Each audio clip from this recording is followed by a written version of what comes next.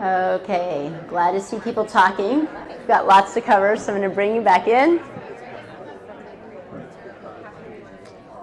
I heard middle-aged, I heard athletic. That they want to share out. Liberals, okay. Okay, so these are the people we include, and one of the reasons that we include the people in our lives that we include is because it's comfortable. One of the things that really makes us unwell physiologically and emotionally and spiritually unwell is when we feel like we can't predict. So if randomly a noise went off, and noise randomly through today, we could measure the stress in your body because you want to know. If it was an obnoxious noise that happened with a pattern, some of you would decide it was the worst day of your life, some of you would laugh and make a joke of it, but if there was a pattern to it, you'd navigate it much better. If you don't know what to expect, you have all levels. You probably surround yourself with are the people that you kind of have an idea what's coming.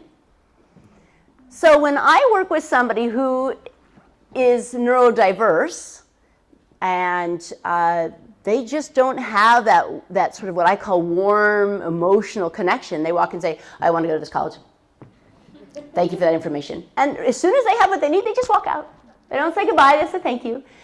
At first, this is really comfortable. I don't know what to do when somebody doesn't smile and when somebody just walks out as soon as they're done. Then I started realizing this is kind of awesome because they just get straight to the point, right? I happen to love getting straight to the point. We're going to talk a little bit about that kind of personality style in a little bit. Well, then I love to go dancing. It's another thing I love to do. And I've gone out dancing where I got to dance with a bunch of folks that are living with Down syndrome. Kind of an opposite experience. I love you! And I'm so glad you're here. Now, for some of us, one of those differences is more comfortable than the other. And what I'm going to invite you to do is try really hard to be more comfortable with both. Because I believe everybody's pretty wonderful. And the more you take a moment to find out who they are and why you're a little bit afraid, as long as you're coming with that intention, with that kindness, with that curiosity, it's pretty spectacular. Having made a lot of mistakes along the way, my ability to love people just keeps expanding. And if you're interested in this, we'll share resources on the website with Sustainable Connections at the end of all this. But if you haven't seen Andrew Solomon's movie yet, Far from the Tree, it's fantastic. Okay. So these beliefs that we have, these things about whether it's okay to be neurodivergent or it's okay to be super effusive and affectionate, came from a lot of different things. Part of it, as we were looking at the generational cohorts, is they came from not only your reaction to the events and inventions, but then the way the family said. So in some of us were around the birth control pill came out. There were very different reactions in families about the invention of the birth control pill. And probably all of us here were alive when September 11th happened. There were very different reactions in families about that attack. So what happens is this information comes in, and when we're really little, we're basically just downloading this stuff. We have come to some understanding that adults are the authority figures. They know what's going on, and they're telling you things. They're telling you, whether they say it verbally or model it, how you are supposed to be about money, what work means, what affection is supposed to look like in a relationship, and all this stuff is being downloaded. And then as you get a little bit older, has anybody here realized that although your parents may, or the adults that raised you, may have been well-intentioned, you don't agree with everything? Okay. Right? One of the things I love are teenagers and emerging adults because they start pointing out that hypocrisy. I remember being that age. Like there was so much hypocrisy. So of course I do things and defy and challenge because I'm realizing some of that, I can't say the word, right? It's just hooey. But some of it was probably really, really well-intentioned, and maybe some of it I return to later. The problem is we don't always remember to come back and visit, do I really agree with what I was told? The community, and that includes media, has a reaction to things. So In World War II, we had internment camps for Japanese American folks. They went from being residents of the United States and feeling some version of being American to being titled. And I did some research on this. So if you're from Bainbridge, I'm sorry, but Bainbridge Island was one of the first places just take them out of their homes and wrap them. Around that same time, Bellingham, the journals and the papers were saying, you know, I don't really feel like we should be torturing, I think was the word, the Japanese Americans, but we should probably be keeping an eye on them. So we were kind of like in a little bit of a wait and see. And in my research and looking at this, so what our community did, I found an article in the Seattle Times about a young man named Jim Okubo, and actually 5 young men that were involved in this chapter of going into an internment camp. And Jim Okubo ended up going into the largest internment camp, and he was a Western student before he was titled enemy alien. And again, the families, the medias, everybody has different opinions about what happened. Well, he was able to eventually be and serve in World War II to defend his country, the United States. And in reading this article and doing a little bit more research, I found out that a curious reporter went back and found out that of the Japanese Americans who were at the time also being titled enemy aliens but were serving our country, 100 of them were awarded medals of honor, including Jim Okubo. And it's a really sweet article. We'll send a link on Sustainable Connections. And as a matter of fact, I think it's 10 of them. I can double check my facts here. No, 21 of them were given the Medal of Honor. So 100 were awarded the Distinguished Service Cross during World War II. So I don't know what it's like to be American. I don't know what it's like to be titled enemy alien. But all the projections I think about that, I think, wow. You're going to call me the enemy, and yet I still feel like I belong enough that I'm going to go serve. And I'm going to serve so much that I'm acknowledged for going above and beyond. Just gives me pause. And I invite us to think about that, because there's lots of different responses that people have had and their families have had, and we might want to just go back and look. And also look, or does this look familiar to us? Are we doing this again now? We also have biological drivers. So some of you are just kind of naturally wired to cooperate, and some of you are naturally wired to challenge. And we need both, because if everybody's cooperating, nobody's challenging, that's a problem. Ditto on the other. And some of you are much more naturally have pulled to influence, to get up in front of the room. You want to tell people about your great idea. And some of you, not so much. You want to support. Right? We need the second follower and the third follower. We need to get that mass. But there's some biology to that. About 50% of who and how you are is biological. And then all through all this, we get those beliefs and assumptions and walk around thinking that they're truths. Okay. I went backwards. Checking to see if people are paying attention. Okay. So what ends up happening is you end up with this giant template. Some of you have a general framework of all of these assumptions and beliefs that there's enough.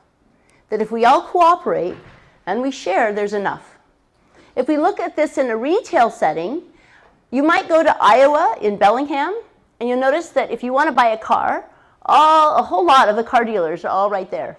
You can bike, ride, bus, whatever, and there's a whole bunch of car dealers. Because what some retailers have come to find is if you put a whole bunch of us together, you'll get more customers. They're going to come to that one place where everybody is, and there's a sense of enough. Let's put our competition next to each other. They see it as an opportunity. If there's tension, hey, there's a way to solve something, we can find it out. But then there's others, oh, this slide went funny on us. Scarcity is usually over here. That we get a scarcity mindset, and we don't have any one of these mindsets all the time. We flip in and out of them. But if I think there's not enough, then I need to get on your shoulders and backs to have my fair share, because there's not enough. And it's really important for me to grab what's there. And so then when something comes about and we think that it might threaten what we have, we see it as a threat. So what I'm going to invite you to do as we're looking at this is ask yourself, when we look at expanding diversity inclusion, are you looking at things as like there's enough? We can make space. We can build a longer table. Okay. So I talked about your personalities, and we're going to talk a little bit about those. Who here, green cards up, thinks that you are an extrovert? Around people. Okay, we've got some green cards. Green cards should be going up. Yeah, I'm an extrovert. Those should be going up high. Have some pride. Here we go. Okay, now the rest of the people should be holding up a red card in a minute, because who thinks they're an introvert? That they recharge being alone, right? You people are okay, but I need my downtime. So that's part of what happens, okay? And it's legitimate to hold both. Some of us really are both. Some of us are social introverts. My daughter's one. She actually really likes going out and hanging out with people. She needs a little bit of that. But that does wear her out over time. She needs to go chill. Some of us are, now I gotta think, shy extroverts. I actually kind of fall under that category. It wasn't that many years ago that being in front of the room was a paralyzing thought. And so I'd much prefer to be kind of more the support person, but keep me around people, just bring it on. That's where my energy comes from. These things matter because how you show up with some of this biology, regardless of all your assumptions, beliefs, will help figure out how well you get along. Who here's familiar with disc quadrants? There's a few of you, okay, because we're going to play a game with that. So you have all those cards. Whoops, hey, where's my, I don't have my colors. So those other colors at your table, which for some reason aren't coming up right now. Bear with me for a second. Nope, okay. We're going to do it without that, so I'm going to just randomly assign the colors. Okay, decisive drivers, you don't have to know what this means. That's going to be red. So decisive driver, this is me. Decisive driver in the disc quadrants is somebody who, when an email comes in, you're going to start the reply and then eventually get up into the, so glad to have you back from vacation. You want to get it done. One of the things that drives you the most crazy is if somebody wastes your time. And you love checklists. So and you might even make a checklist, and when people recognize this, they start to giggle. You might make a checklist of stuff you've already done so you can check it off. Okay. Then we have the interactive promoters.